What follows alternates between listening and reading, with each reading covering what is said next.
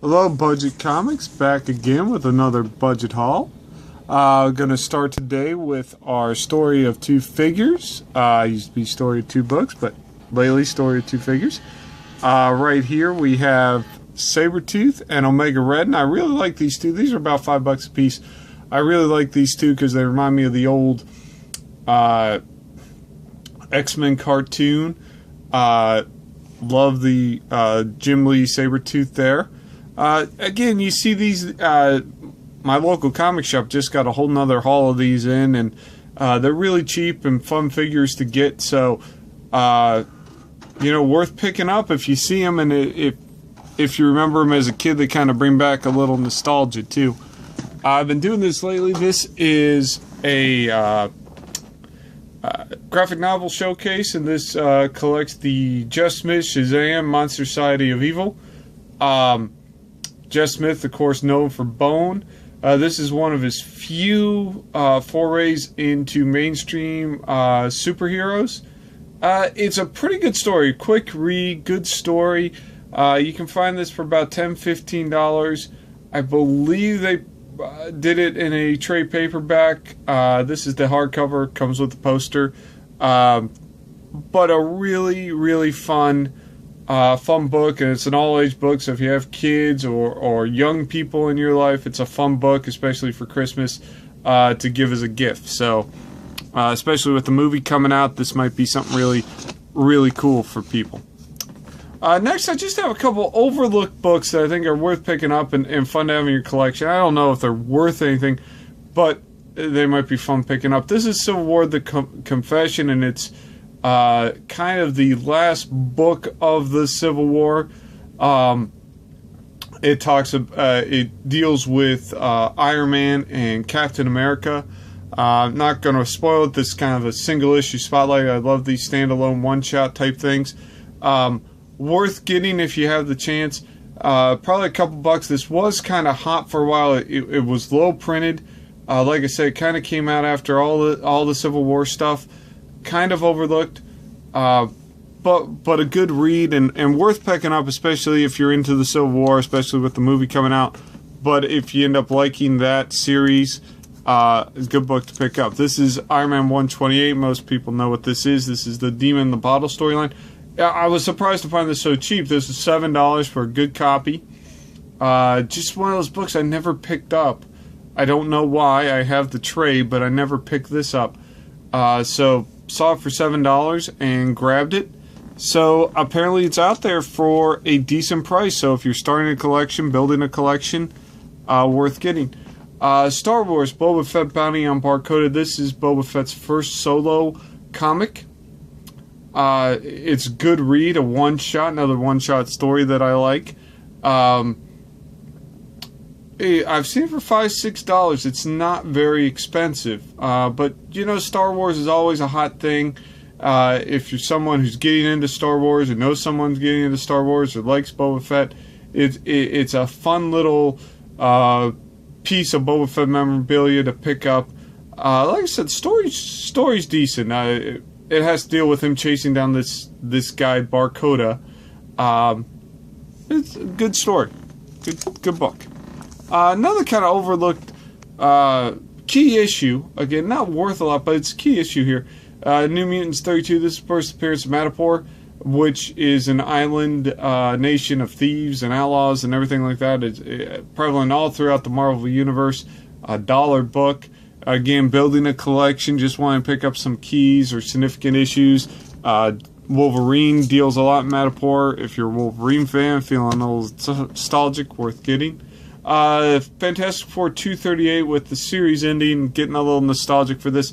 Key issue here, not worth a lot, but key issue. This first appearance of Ben Grimm's and Petunia. Which actually has a neat little twist to it in 239. So if you want to pick up 238 and 239, it's kind of a neat read. I won't spoil it if you don't know, but Aunt Petunia isn't exactly who you expect Aunt Petunia to be. So it's kind of neat that way. And John Byrne wrote this issue and drew this issue, so it's definitely worth the pick up for $1. You can find this in the dollar bins. Power Pack number 1. I think I showcased this before. But with Big Hero 6 becoming so popular, I wouldn't sleep on these issues. I wouldn't sleep on this series because if Marvel decides to go more kid-friendly, there's nothing more kid-friendly than a bunch of kids. If you're not familiar with this series, this is kind of the child version of the Fantastic Four. These kids get all these superpowers from an alien, fight crime. So that's about 60 issues, I think, and they've been in and out the Marvel Universe for a while. Next, we just have a couple Blue Chips books that I think are worth the pickup if you find them for a decent price. I've got these for under $20, under $15, I think. This is the Avengers 85, first appearance of Squadron Supreme, now first appearance of Squadron Sinister. They had one panel in Avengers 69, full appearance Avengers 70. But this is their heroic counterparts, which is really Marvel takes on Justice League of America. You have Hyper End, that's Superman, Nighthawk, who's Batman, Wizard, who's the Flash, and so on and so forth. They are appearing and looks like they're going to be the main villains, at least for a while, in the Avengers Assemble cartoon. So, worth grabbing if you see it for a decent price and a decent grade. And I've always liked the Squadron, so cool book. Marvel Superheroes number 12. This is the first appearance of Captain Marvel. And, the movie's coming out. We all know it's Carol Danvers' movie. But you really, with the Marvel Universe, you can't have Captain Marvel without Captain Marvel, because the name is taken from this guy, Marvel, and it has to do with the whole DC thing and Shazam thing. So I'd be very surprised that he doesn't play a role in that movie somehow. Because it's not like Captain Marvel, the Shazam that we know. He's named Captain Marvel because he's a captain in the Kree Force, and his name is Marvel. So take that for what you will. And you can still find this, I saw online, good grades for $20-25. These next two books I think are kind of neat. I don't know if they'll amount to anything, but with the Spider-Gwen story being so prevalent now, this is Ultimate Spider-Man 98. We'll do story 2 books here, and 100. And these are, well, this first appearance kind of gets sticky. This is the Ultimate Universe, and I believe this is the first appearance of a clone of Gwen Stacy, and then 100 is the first appearance of what I'm turning CarnaGwen.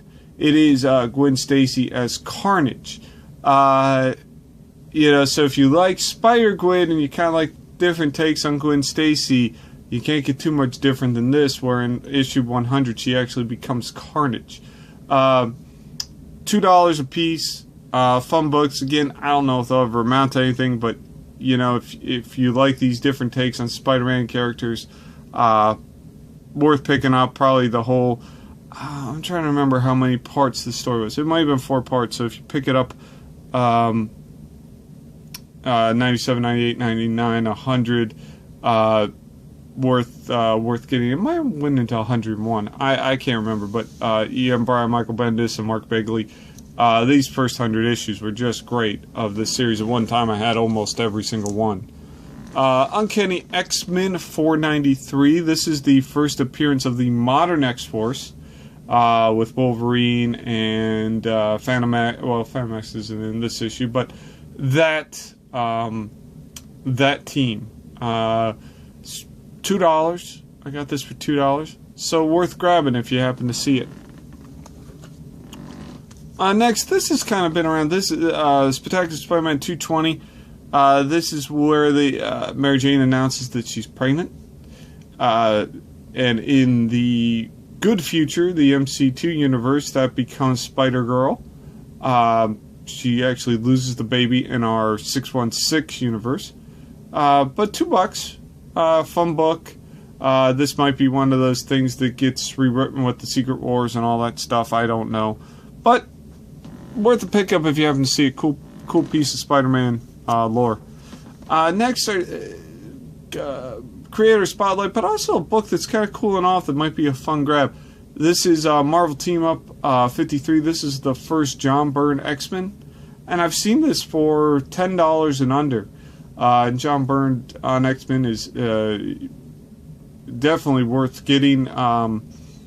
So if you happen to see it, I pick it up. Oddball character of the week here, we have Infinity Inc. Number 17, and this is the first appearance of Helix, which is like a family of supervillains, and they have like this little baby who's a genius, and dog who talks, and the whole bit. And you know, if you're into oddball characters, these are definitely oddballs, so worth grabbing. Another single issue spotlight, you find Dollar Bin Web of Spider-Man number 37. This is the slasher story. Got a neat little twist to it. Fun to read if you happen to have it. So, happen to see it in like a dollar bin. Well, that's it for now. Like if you like. I'll post again if you don't. Talk to you later.